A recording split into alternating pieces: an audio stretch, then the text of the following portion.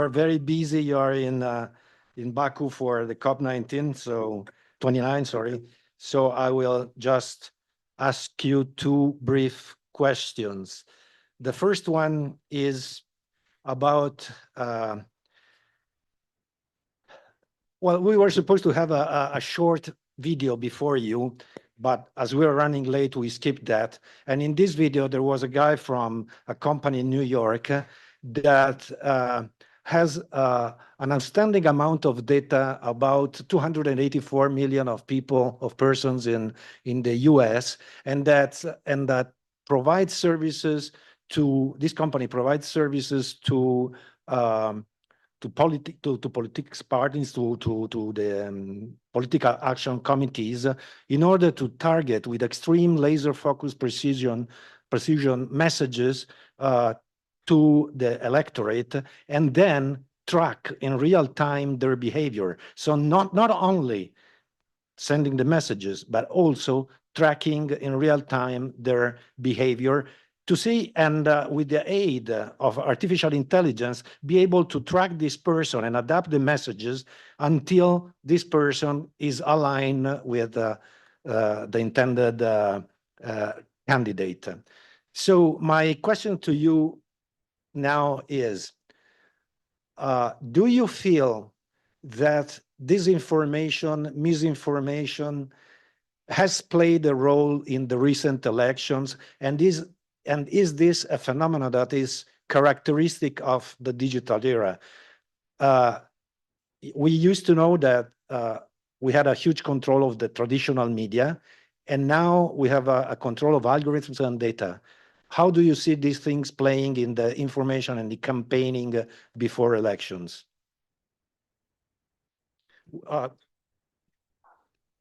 You're muted, you're muted. First, let me thank you for letting me join and say hello to everybody. Warm greetings from Baku. Of course, we're in a period of incredible manipulation. And I think what's characteristic of it is manipulation that almost none of us can understand. You, Stefano, understand it because this is your expertise. But for those of us living in this new digital surveillance, manipulation, social media world, we're only very dimly aware of how any of this works. And of course, we don't have any public scrutiny of this other than what independent thinkers or scholars may write. But the businesses that are in this business cheat, are secretive about what they're doing.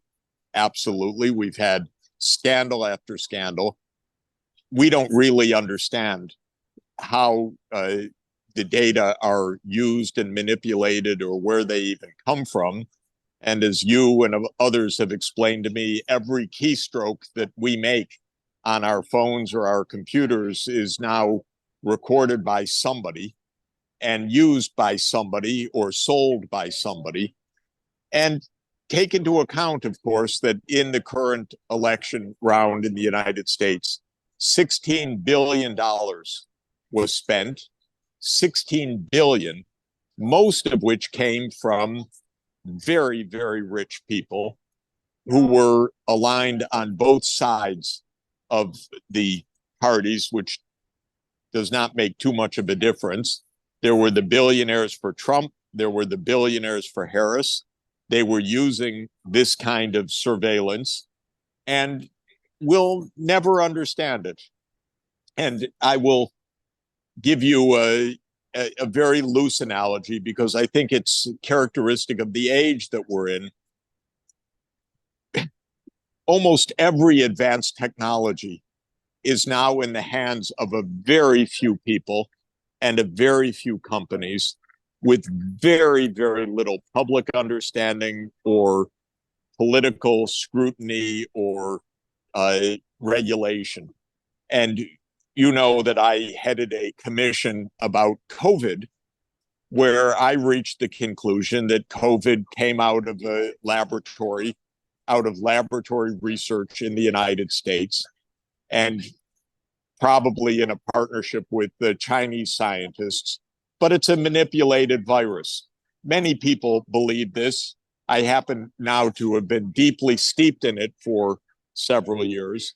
And my feeling is it came out of a laboratory, and that this is kept secret by the US intelligence agencies and others who know it. It sounds a little crazy maybe, but it's actually a very significant amount of information because of things that have been leaked, people that have posted documents on Department of Defense websites, testimony by some people to the US Congress in one single investigation. Well, I raise all of this not to relive the COVID debate, but just to say that the advanced biotechnology of creating viruses is understood by a very small group of people. The US government funds it secretly. It's part of our so-called biodefense program. The Department of Defense is engaged, National Institutes of Health. And when the outbreak was investigated, who investigated it? The CIA. And what results did they release? 2 pages. That's it. 2 pages. They told us it was inconclusive evidence where this came from. 2 pages from the US government. So this is a general problem, Stefano, which is that we're at the cutting edge of technology in many areas, in artificial intelligence, in surveillance, in computation, in social manipulation by social media, but very professionally done with the kind of monitoring you're discussing. And whether it's to addict us or to get us to vote in a particular way or to get us to buy products or to get us to believe certain things on the mass media. This is happening. I'll just give you one more example. You know, I've been a critic of NATO and of the Ukraine war. Somebody told me last week that they posted one of my academic speeches on their Facebook website, and that their website was closed down for violating community standards from a speech I gave at a university. So, yes, this is manipulation. It's extremely dangerous. It is backed by very big money. And incidentally, the billionaires, the top richest 10 people in the world, had capital gains of about $60 billion in the 3 days after Trump's election. So it also has a good rate of return, it seems to me. So I'm counting on you to explain all of this because I can't explain it. Yeah. Thank you, Josh. A second question. I think it's something that occurred to me when I was thinking about what I could ask to you, and it's something outside what we have spoken today. You know, there is a huge debate in Italy, but I think it's not only in Italy. We've seen it in the campaign, as a topic in the campaign in the US as well. The fear of immigration. The fear of immigration is something that I believe is now widespread in the Western world, let's say. And one of the reasons, I think, it's because people fear that immigrants can steal their jobs based on a race to the bottom in salaries, etc.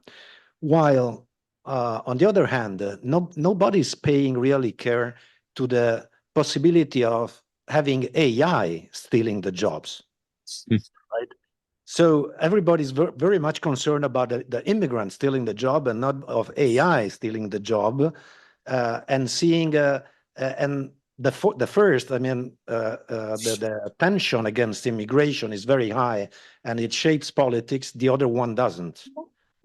What's your feeling about the impact of immigration and how this relates to the debate about the impact of digital technologies on democracies and Yeah. Well, thanks. Let me actually take up the AI and jobs issue because I have been studying it for the last 10 years.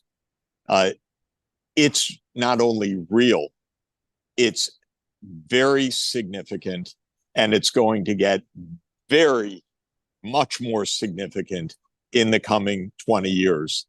If anyone says it's got a small effect, they don't understand what's been happening in the economy already for the last 25 years and what is going to happen now with this dramatic acceleration of the machine learning, AI, robotics, and other related technologies. The fact of the matter is there has been a tremendous amount of automation and job loss over the last 50 years in the goods producing sectors of all our economies.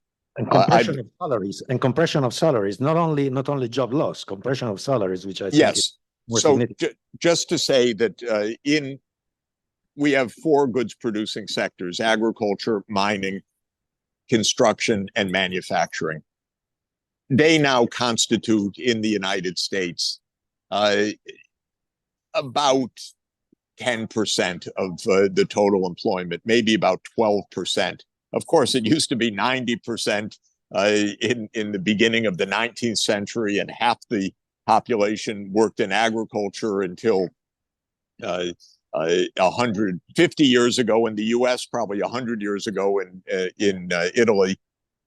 The machinery that mechanized agriculture led to a dramatic decline of employment in agriculture. Many Italian people in the countryside moved to the United States in that period 100 years ago.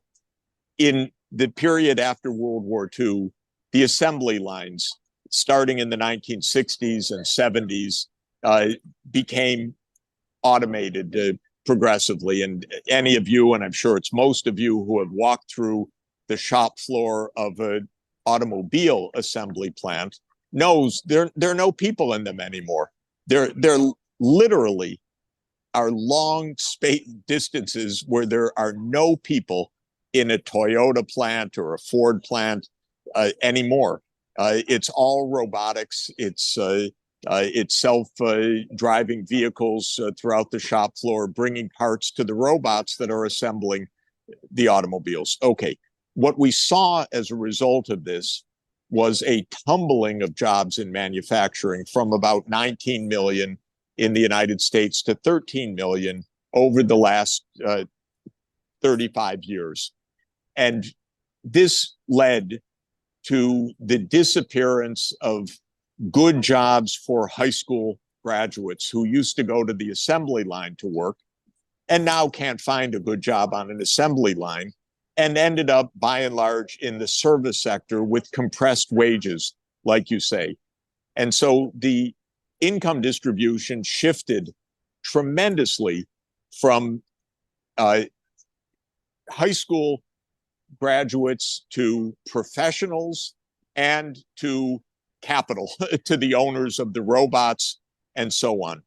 Now, that process is one of the major sociological factors that led to Mr. Trump, for example.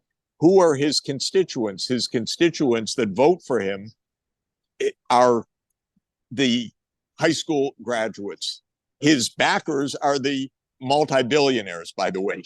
I don't think Trump is going to do anything for the high school graduates. He says he's going to put trade protection on against China, but China's not the reason why these high school graduates don't have their manufacturing jobs, even though Trump may believe it is. The reason is the robots, not the Chinese. So it's just like you say, we have a China fear, but it's not China. It's robots on the assembly line that did this.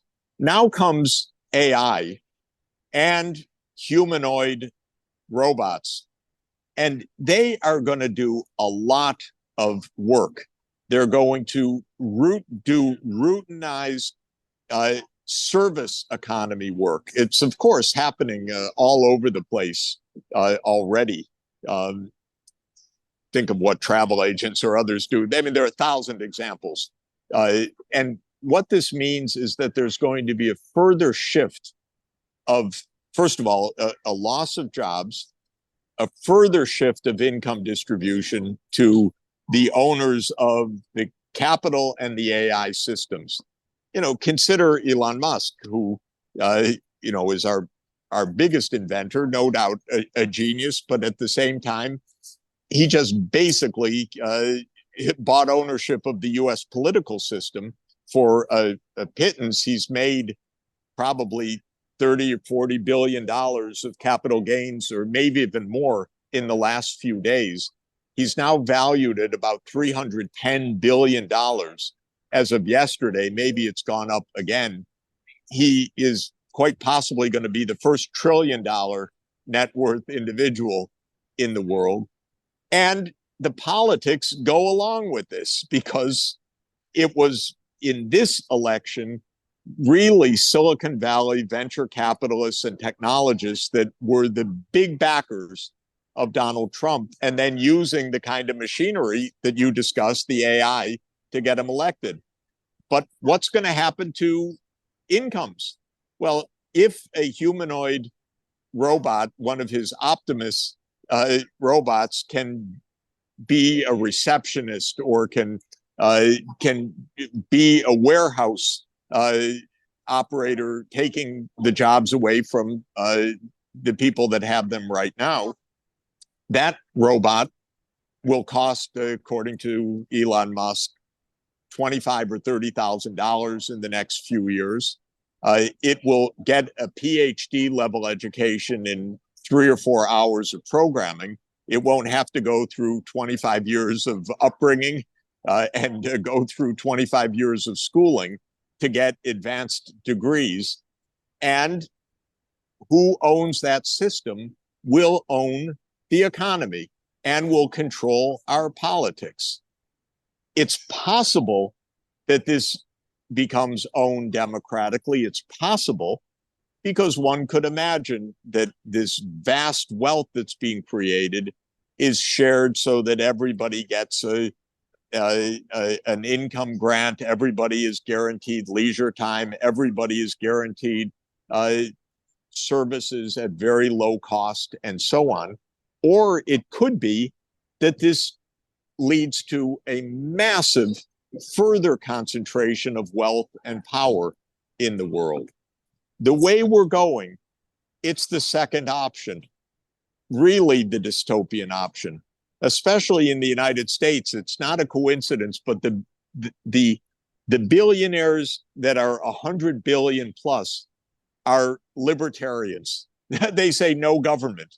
Elon Musk wasn't tasked by Trump to ask, how can we ensure the benefits of your technologies reach everybody? He was tasked with cutting $2 trillion from the public sector. This is a big difference. I'm not for waste in government, but frankly, the questions we need to ask are, how can we have a fair society? How can we not be dominated by either government surveillance or corporate surveillance? How do we escape manipulation, addiction, loss of employment, loss of income, spreading inequalities with these extraordinarily powerful technologies? I believe in technology as the most important force for economic progress, so I'm not an anti-technologist. I'm just very much aware that the single greatest inequality in the world is not income, it's not even wealth, it is the understanding of cutting-edge technologies and the power that they give. So, of course, in England in 1605, Francis Bacon, who is in a way the inventor of the modern world because he came up with the modern scientific method and the idea of science as the basis of state power. He, of course, coined the expression, knowledge is power. And it's never been more true than now. And that knowledge is in extremely few hands. You know, but I don't know what Meta is doing, what any of these companies is really doing, we don't know in the public, and we are therefore at their mercy for the moment. Thank you, Professor Sachs. Thank you for being with us tonight. Yeah, Thank you. it's great to be with you. Thanks for the chance. Bye-bye.